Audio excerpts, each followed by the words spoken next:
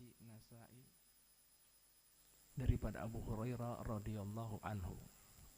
Ya.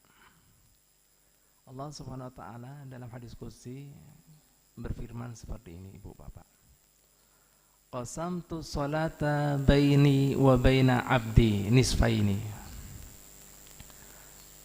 Aku bagi ya di dalam salat, artinya di dalam Fatihah. Tadi kan Fatihah disebut ngaran salat. Yang mana Fatihah ini dibaca di dalam salat, ya. Lah di dalam salat tadi ayat-ayat di dalam Fatihah aku bagi ya jadi dua bagian antara diriku dan hambaku. Subhanallah. Allah memberikan deklarasi, pernyataan, statement seperti itu tadi. Ya. Wali abdi mas'al. Setelah kemudian sang hambaku ini membaca ayat-ayat Fatihah, terserah dia mau minta apa pada aku beri. Subhanallah. Langsung Allah Ta'ala menyebutkan ayat per ayat daripada Fatihah, ya. Qala Allahu azza wa jalla, ya. Fa idza qala al-abdu alhamdulillahi rabbil alamin. Jika sang hambaku, ini bagian daripada hamba, ya. Kan dikatakan tadi ada dua bagian antara hambaku dan diriku. Jika sang hambaku mengatakan alhamdulillahi rabbil alamin, qala Allah azza wa jalla hamidani abdi, hambaku telah memberikan puja dan pujian padaku. Nah, kemudian Allah Ta'ala mengatakan lagi, ya, fa idza qala ar-rahmanur rahim, ayat ke-2, qala Allah azza wa jalla asna alayya abdi, telah menyanjung-nyanjung hambaku pada diriku. 2. Yang ketiga, wa idza qala maliki yaumiddin, pemilik hari pembalasan. Allah Ta'ala mengatakan, qala Allah azza wa jalla majjani abdi, hambaku telah memuliakan dan mengagungkan diriku. Fa idza qala iyyaka na'budu wa iyyaka nasta'in, ketika sang hambaku melantunkan ayat Fatihah, iyyaka na'budu wa iyyaka nasta'in, hanya padamu kami memuja, hanya padamu kami mohon pertolongan. Allah Ta'ala mengatakan hada baini wa baina abdi wali abdi ma sa'al, ini antara diriku dan hambaku, bagi hambaku terserah apa yang dia minta. Jika dia minta bujur-bujur di dalam pengabdiannya, ibadahnya hanya pada aku beri taufik hidayah padanya, aku beri perlindungan padanya daripada gangguan setan, dunia, syahwat, dan apa-apa yang melupakan dirikunya. Dan yang kedua, dia mengatakan wa iyyaka nasta'in, aku akan bantu dia. Dan ini semata-mata pada pian ulun mohon pertolongan. Aku kasih sayangnya, rahmahnya, pedulinya, sayangnya lawan kita. Langsung beliau berteriak seperti ini, hadirin hadirat sekalian rahmatullah. Thaqil alayya wa khafif ala ummati, thaqil alayya wa khafif ala ummati, thaqil alayya wa khafif ala ummati. Pun seperti itu ceritanya, pun seperti itu caranya. Beri beban pedihnya, sakitnya, parahnya, beratnya, sakratul maut, itu semuanya pada diriku. Jangan sakiti, jangan buat pedih, jangan buat perih, jangan buat berat buat umatku. Sallu ala Nabi Muhammad. Kembali lagi, orang yang mati syahid tidak merasakan itu tadi. Ajib. Selanjutnya yang ketiga, kenapa tidak disolati? Disebutkan dalam riwayat, orang yang mati syahid diberi jatah lawan Allah Ta'ala, bisa memberikan syafaat pertolongan bagi mereka daripada kerabatnya, orang dekat dengan dia, 70 orang yang harusnya masuk neraka. 70. Banyak Pak, 70 Pak. Jadi bahasa kita masih ini, Anda kaikam 70 di dalam kantong aku ini. Nah, karcis masuk surga, yang harusnya ikan masuk neraka. Nah, 70. Nah, itu sebabnya hikmahnya orang mati syahid kada disolati. Paham? Jelas. Kembali lagi, jadi jaran yang diberi kenikmatan bagi Allah Ta'ala itu ma'an nabiin, siddiqin, nomor 2 siddiqin, wasuhada, baru solihin. Solihin orang wali, orang soleh. Nah, nomor 4 itu. Nah, ini pian yang dikatakan Allah Ta'ala antara aku bagi di dalam Fatihah itu yang disebut sholat, antara diriku dan hambaku. Buat hambaku apabila sudah muji aku, nyanjung aku, memuliakan aku, nah tergantung inya apa yang dia minta di dalam Fatihah aku berikan. Ajib. Nah, ini jelas Pak. La ilaha illallah Muhammadar Rasulullah sallallahu alaihi wasallam. Nah ini siratal ladzina an'amta alaihim ghairil maghdub bi alaihim. Bukan kemudian kaum masyarakat yang pian murkai atas mereka. Pendapat jumhur ulama di sini yaitu bukan kaum masyarakat.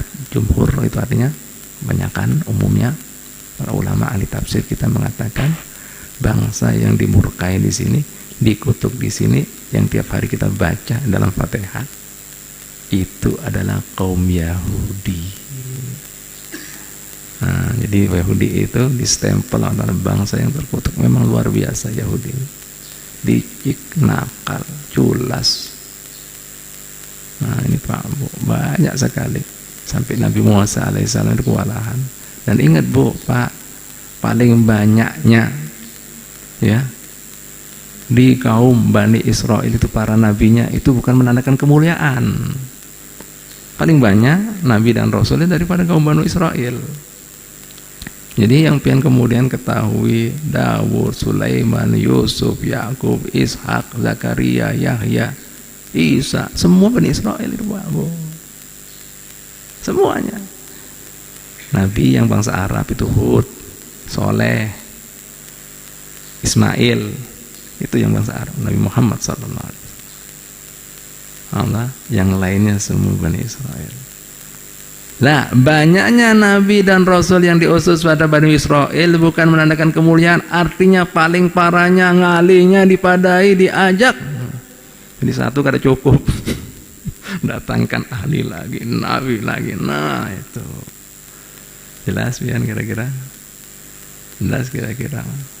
Dan ini banyak juga di lapangan orang kada mengerti, orang yang jahil-jahil. Ya, dikatakan kemudian nabi kemudian terpilih Muhammad SAW diutus pada bangsa Arab karena kebobrokan itu bangsa Arab. Keliru. Mustahil Allah Ta'ala mengambil nabi penutupnya, ya, mengambil kemudian utusannya, mengambil kekasihnya daripada bangsa yang paling bobrok. Mustahil. Hikmah Allah Ta'ala memberikannya. Karena apa? Dulunya bangsa Arab dipandang mata sebelah, dalam Bani Israel dan bangsa-bangsa yang lainnya dianggap kemudian apa lagi?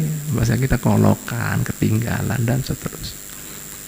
Dalam Pak Allah Ta'ala pilih di sini. Makanya Nabi Muhammad SAW ini banyak orang-orang tidak mengerti karena bodohnya jahilan. Saat itu semuanya bangsa dalam kebodohan, kejahilan, kesesatan. Bahkan bangsa Arab itu lebih mendingan dibanding bangsa-bangsa yang lain. Jahilnya di sini karena terlalu sederhana di dalam mengambil itikad sebagai Tuhan. Mampu Pak ya, udah jelaskan Pak jahil. Jadi makanya Nabi Muhammad SAW mengatakan, aku ini pilihan di atas pilihan. Pertama, Nabi diambil daripada bangsa manusia, itu dari Nabi Adam AS. bukan daripada malaikat dan jin. Dari Adam dipilih lagi, diseleksi oleh bangsa manusia, bangsa Arab. Dari bangsa Arab dipilih lagi oleh Nabi Muhammad SAW, Nabi yang menceritakan ini, yaitu bangsa Quraisy. Ya. Dari Quraisy dipilih lagi Bani Muthalib. Dari Bani Muthalib dipilih lagi Bani Hasyim. Akhirnya sih mengatakan, ana khiyarum min khiyarin. Aku ini pilihan di atas pilihan, seleksi di atas seleksi, yang dipilih oleh ilahi Rabbi. Ini udah mengatakan. Lah lantas kenapa kemudian sebagai kemudian penutup risalah, penutup daripada semua ajaran langit, ajaran Allah Ta'ala, ditutup Nabi Muhammad SAW, ada beberapa hikmah yang tidak dimiliki oleh kemudian bangsa-bangsa lainnya, disebutkan oleh para ulama kita. Kenapa? Sebab kemudian Nabi penutup terakhir yaitu diambil daripada bangsa Arab. Nah, ini disebutkan oleh para ulama kita. Yang pertama, bangsa Arab ini bangsa satu-satunya yang paling lugu saat itu, belum terkontaminasi dengan pengaruh-pengaruh bangsa luar, sehingga apabila kemasukan sesuatu benar-benar mau pegangnya, pada mau harga mati. Itu tadi. Yang lain-lain sudah ketemu ini tahu itu. Paham Bu, Pak? Ini murni bersih, kalau tahu apa-apa sederhana. Paham Bu, Pak? Ya, itu yang pertama. Jadi kosong, namanya kosong Bu, Pak, seperti anak bayi Bu ya Pak ya, besar. Pian kada ajari ini dan itu, pian beritahukan, pian perlihatkan satu perkara, pian ajarkan satu masalah, satu ilmu. Kira-kira apa? Dia menganggap ilmu ini cuma ini aja, pengetahuan ini aja. Ini sudah kada ada yang lainnya. Kira-kira mengakar apa enggak? Mengakar sudah. Contohnya seperti itu. Nah, ini belum terkontaminasi. Nah, terus yang kedua, bangsa Arab itu terkenal bangsa yang amanat. Paham lah ya. Nah, ini ada zaman jahiliyah dulu ada namanya Raja Nu'man. Nu'man ya. Jahiliyah belum munculnya Nabi ini. Ini sedikit sebagian daripada karakternya bangsa Arab biar tahu. Banyak orang mengkelabukan sejarah wajah ini. Nu'man. Raja Nu'man ini Pak, Bu, namanya raja Bu ya Pak ya. Namanya kuasa mutlak, monarki, absolut. Nah, suatu ketika kalau dia misalnya lagi happy, ya semuanya jadi senang yang sekitarnya tuh. Julung ini, tangkap. Nah, eksekusi dia. Nah, akhirnya kemudian sang hamba kemudian yang tidak tahu apa-apa ini, raja pada seperti ini, langsung kemudian mengatakan bahwa wahai bagi sesungguhnya ulun ini lagi mencari nafkah, ulun berisi anak dan bini, yang wajah ini menhadangi ulun untuk rezeki yang ulun dapatkan saat ini. Jika pian berkenan, beri kesempatan ulun untuk menjulung anak rezeki yang ulun peroleh hari kesan anak bini ulun masih bayi. Mun pian kada percaya, ini kemudian jadi jaminan ditunjuk salah satu daripada anak buah sang raja. Ini orang jadi jaminan. Akhirnya kemudian salah satu anak buah raja ditakoni, gimana jika mau mengambil jaminannya daripada orang asing ini. Langsung dengan pertama Bu, ini anak buahnya daripada sang raja ini enggak usah benar-benar yang buat ini. Ulun jaminannya dia akan datang, lepaskan aja untuk memberikan rezekinya kepada anak bininya. Jalan dia Pak dengan gesa untuk mengantar ini ya makan dan minumannya. Singkat cerita, batasannya sampai maghrib. Apabila matahari tenggelam, Sudah siap ini yang menjamin ini. Sang raja sudah mulai gini. Dul, gimana ini?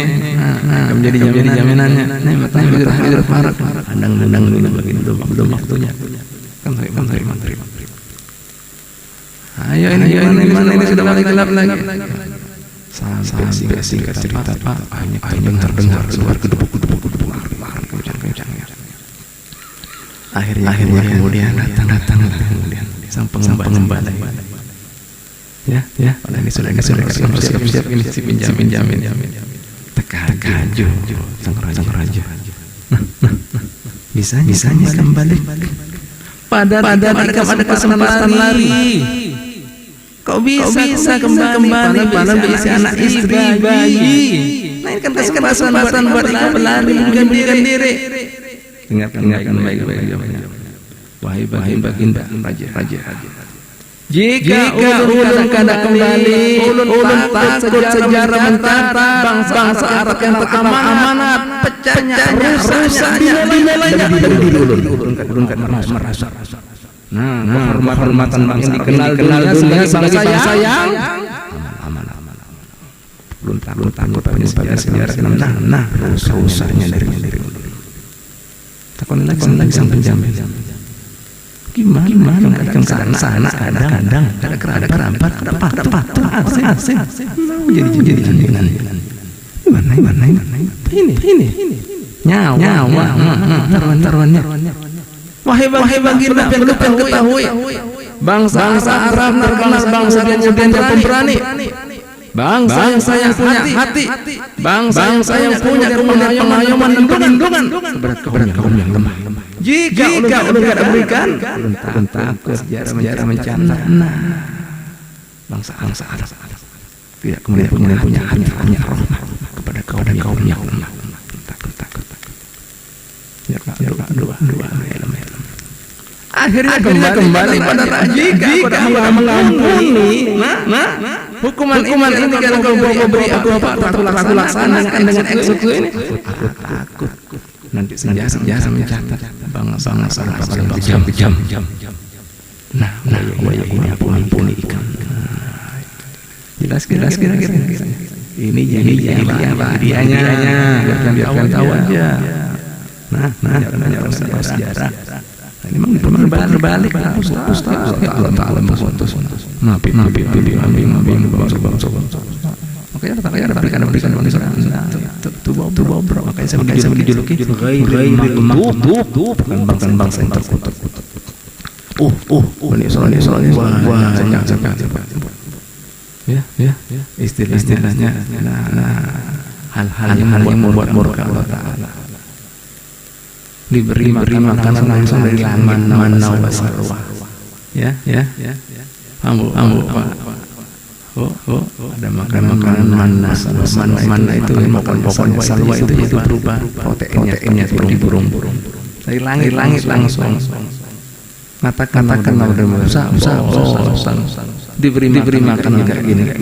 Nah, ini dia apa? Punya keyakinan Allah Ta'ala. Kemudian karena usaha sendiri tahu habis. Meragukan Allah Ta'ala. Minta sama Tuhan supaya mengeluarkan makanan kemudian cabai ambil makanan apa? Bumi ada sih itu bawang merah, bawang putih, sayur mayur dia mau nggak percaya. Sampai mengatakan kalian mau menggantikan sesuatu yang mulia di langit dengan sesuatu yang adna. Ya. Diturut. Sampai kemudian mengatakan lagi Musa kita menyembah Tuhan tapi tidak tahu benar kita mencocok Tuhan kita. Gimana? Sampai kemudian dulunya di hari besarnya mereka itu hari Jumat.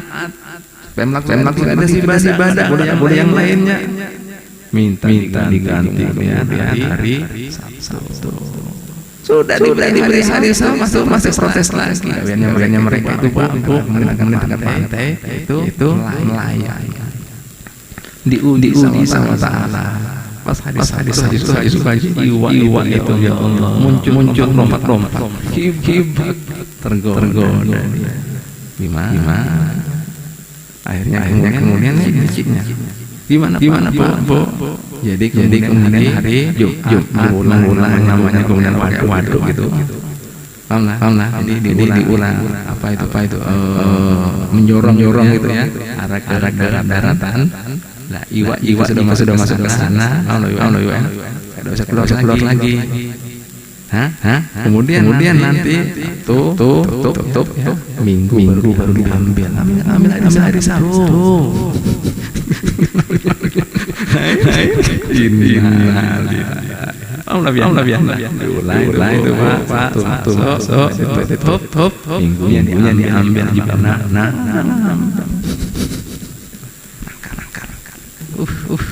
nggak cocok sama bunuh berapa nabi yang dibunuh Bani Israil Zakaria sampai Nabi Isa mau dibunuh diambil jum nabinya paham tadi Allah kemudian jadi tadi bukan bangsa yang sesat di sini siapa yang dimaksudkan yaitu kaum Nasrani penjubur karena apa mengkuduskan Nabi Isa sebagai anak Tuhan. Allah ini tiga dalam satu.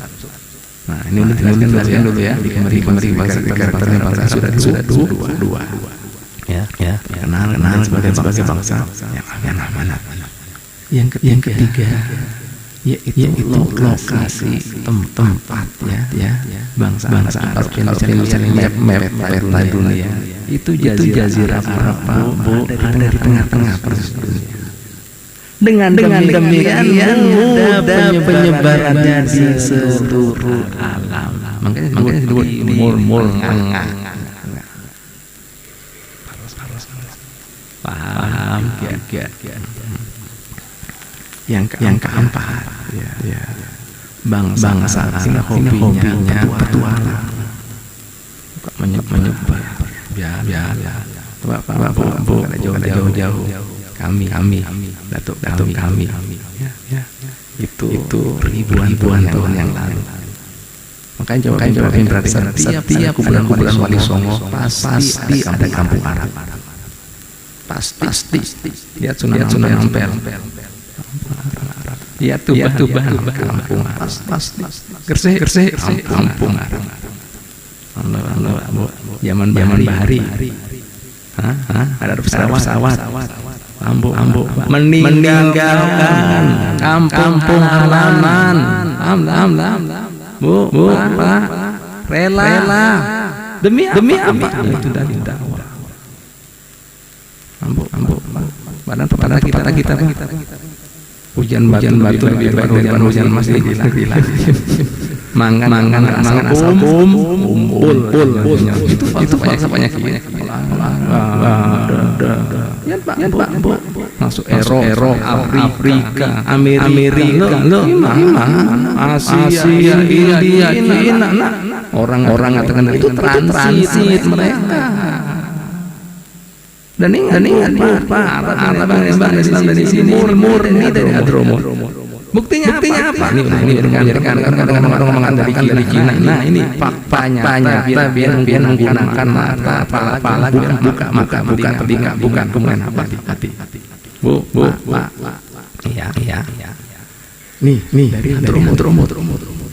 Dari Yaman asalnya kemudian Madinah kemudian Nabi Muhammad pemerintahan Sayyidina Abi Thalib di Irak dari Irak kemudian Sayyidina Muhajir hijrah karena di situ banyak fitnah macam-macam tahap kemudian dinamakan cucunya Hadramut. Allah dari Hadramut ini mereka menjalan sama ini dan jalur sutra melewati beberapa negara yaitu di antara Cina, India. Allah sejarah sampai sini. Buktinya apa Pak Bu? Bangsa Arab yang ada di sini ini semua marga yang ada di Hadramut. Al-Ghadri, Al-Mu'tar itu bukan bangsa Saudi, bukan Mesir, bukan tapi Arab. Ada kan orang bilang dari Gujarat, dari India. Ada yang bilang dari Parsi. Ingat kan dulu kita belajar SD. Uslon di Gujarat, India kan dari Parsi itu Iran. Kalau Gujarat, Pak. Begitu pula di Cina kadang-kadang gitu. Nih belum berikan logika. Gujarat, Cina. Itu akidahnya ya, itu mengikuti Imam Abdul Mansur Al-Maturidi yang disebut dengan apa? Maturidiyah. Nih satu. Yang kedua madhabnya secara ibadah India, Cina itu mengikuti Imam Abu Hanifah. Kita madhabnya apa? Akidahnya Asy'ariyah. Itu dari mana? Madhabnya. Jelas. Yang tahu aja. Yang ketiga, jika kemudian dari Parsi itu Iran. Nah, biar tahu, biar mengerti sejarah.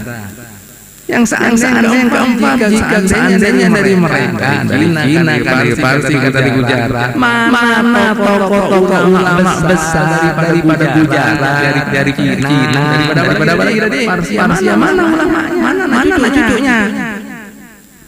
Tapi kalau Hadramut, kami salah satu cucunya.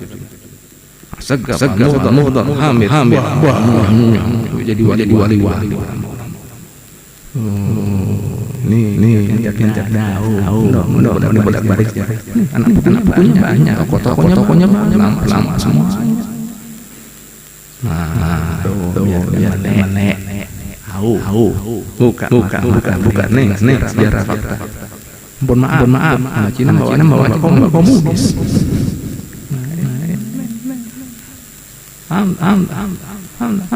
India masih Hindu. Menurut kan? Bujur banget. Ya tamrin. Si bawa si di sini. Bujur banget ini. Bujur banget. Tahu lah. Nih, biar tahu.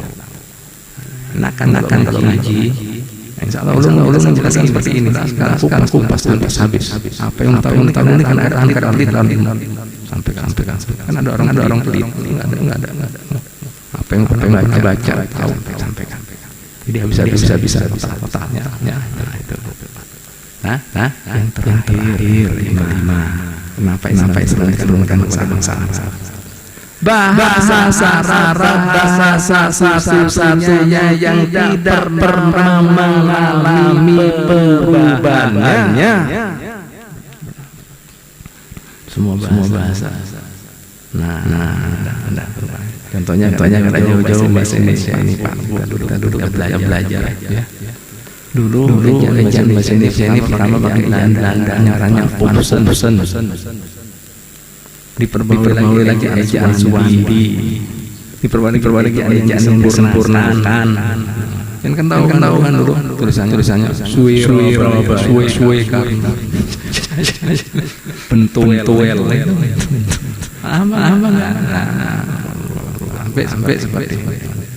Inggris juga seperti itu. Tapi arah ada. Sehingga kenapa? Karena tidak ada perubahan seperti ini bahasa. Sehingga apa? Cocok untuk diturunkan kitab sejarah sehingga mudah orang yang menghafalkannya. Kalau berubah apa ya bingung. Berubah. Bujur kan? Mana ada agama tokoh agamanya menguasai kitab sucinya yang hafal gitu. Sebutkan. Ada. Tapi Islam. Karena apa? Tidak berubah. Itu aja. Makanya mengatakan inna nazzalna dzikra wa inna lahu lahafidun. Kami yang menurunkan Quran dan kami menjaga di sini. Jaganya di sini karena bahasa Arab tidak berubah sehingga mudah dihafalkan lawan pengaruhnya. Itu artinya.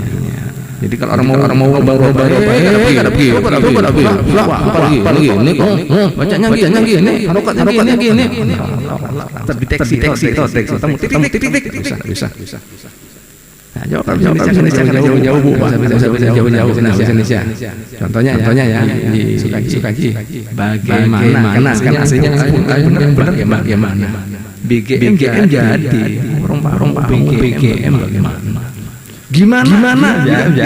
Ngerti tahu gimana? Pasar roba atau haro berubah. Nggak mau. Paten baku. Ini Pak salah satu kenapa Islam diturunkan. Nah, jelas lagi kira-kira. Paham lagi kira-kira. Nah, ini Pak. Alhamdulillah. Ini hanya satu nama yang sudah berkupas. Dan 12 ini.